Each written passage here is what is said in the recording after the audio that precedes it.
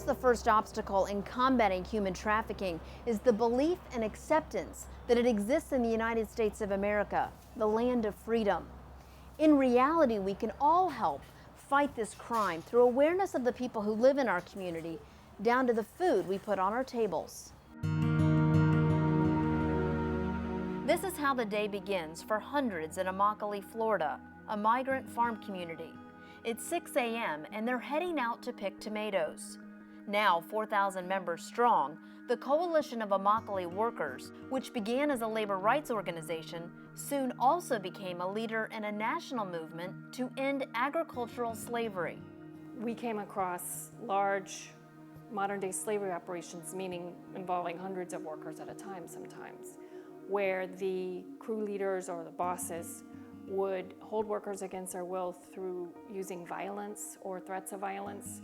It could include guards, armed guards, or guards with cell phones, informants, threats to family members, and people were not free to leave.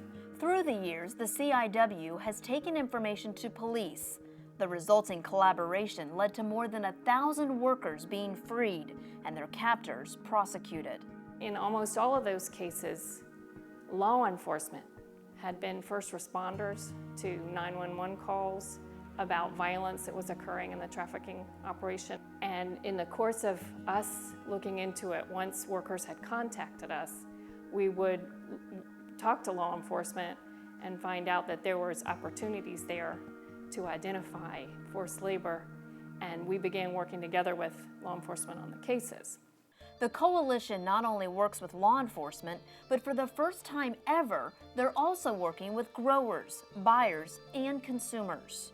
Allies really from everywhere who do not want to be participating in consuming any product of forced labor have encouraged corporations to take responsibility for the conditions in their supply chain, meaning the produce being harvested. And they have come to agreements with us at the Coalition of Immokalee Workers. And now we have the Coalition of Immokalee Workers, growers, and corporate buyers all working together as partners to put an end to slavery in the agricultural fields.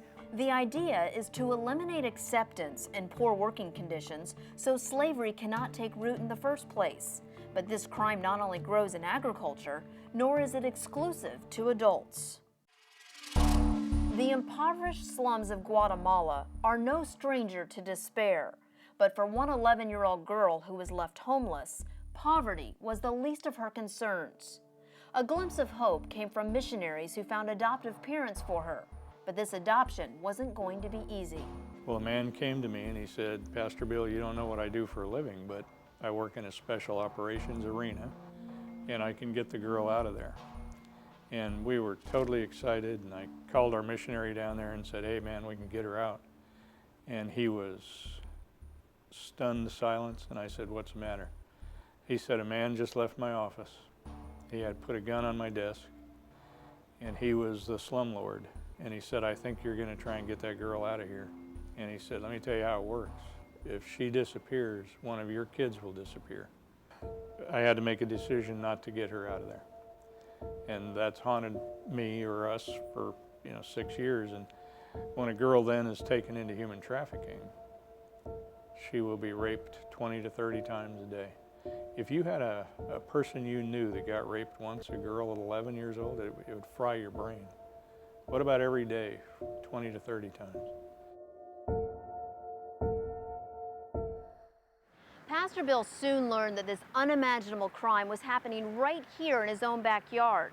He also learned that Florida was one of the top destination states for this crime. Hurt, angry, and frustrated over losing this little girl in Guatemala, this congregation became passionate about saving other victims. Quickly, they partnered with law enforcement. Now, victims after a rescue are brought to the church, given food, shelter, love, and security. The comfort zone of being in this place is so different than being in a holding cell in jail. Here, they are then finally get the idea, I'm not going to jail, I'm not being deported, I'm not in danger, I'm in a church. Not only am I in a church, They've given me a backpack with life essentials. There are clothes available and other things available. Maybe I'm out, maybe I'm free. Pathways, as its name implies, helps to change the path for these victims. Through its partners, they also provide free counseling and safe houses for victims as they rebuild their lives. I love that the world's now getting educated, and you can go to seminars and you come away from the seminar educated and mad, but somebody's got to do something. Somebody's got to help law enforcement. They don't have counselors, they don't have safe houses, they don't have things that churches do. This is why non-governmental organizations, or NGOs, like churches, are crucial when it comes to supporting law enforcement in the fight against human trafficking before and after a rescue.